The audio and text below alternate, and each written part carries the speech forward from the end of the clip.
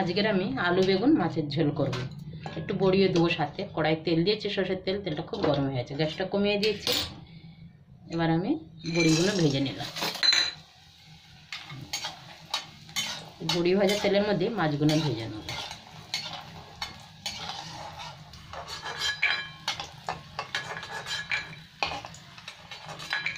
বড়িগুলো আমার ভাজা হয়ে গেছে। এই তেলের মধ্যেই নুন হলুদ মাখিয়ে রেখেছি। মাছটা আধা ঘন্টা হয়ে গেছে।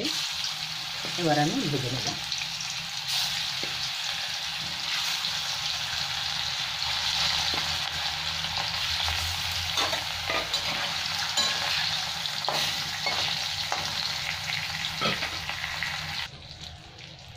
এখানে আমার মাছগুলো ভাজা হয়ে গেছে। এবার আমি একটু নিচ্ছি। এই মাছ ভাজার তেলে একটু কালো জিরে দিয়ে দেবো, দিয়ে আলু বেগুনটা ভেজে নেবো আমি। অনেকটা তেল আছে, আর লাগবে না। হয়ে গেছে। কালো জিরে দিয়ে দিলাম।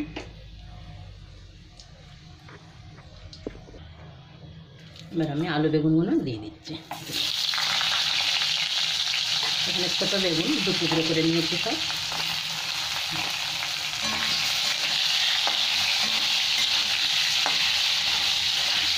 একটু ভালো ভাজা হবে, তারপর আমি মশলাগুলো দেবো তুলে।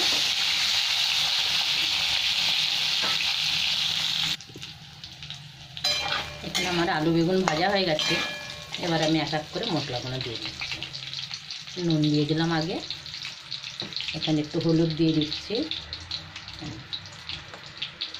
এখানে ধনে পাউডার, এটা হচ্ছে জিরে পাউডার দেবো একটু।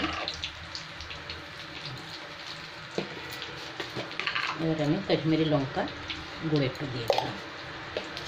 সাথে আমি 2টো কাঁচা লঙ্কা আর টমেটো ঘষে রেখেছি, একটা এটা দিয়ে দিলাম। এবার এই মশলাটাকে ভালো করে আমি কষে নেব।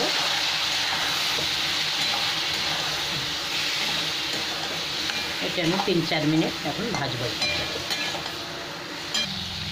মশলা আমার ভাজা হয়ে গেছে। এবার আমি গরম জলটা দিয়ে দেবো।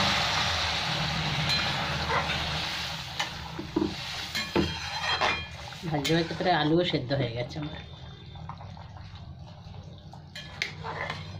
আর 1-2 মিনিট ফুটে গেলেই মাছগুলো তুলে দেবো আমি। এবার ঢাকাটা খুলে দেখছি।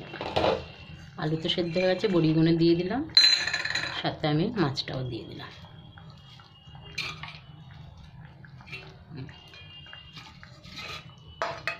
আমার রুই মাছের ঝোল হয়ে গেল প্রায়। বেগুন তো গলে গেছে, আলুও সেদ্ধ হয়ে গেছে ভালো। আর 1-2 মিনিট মাছটা দিয়েছি তো, ঝোলের মধ্যে ফুটে গেলেই বন্ধ করে দেবো গ্যাসটা আমি। একটু ঢাকা দিয়ে দিলাম।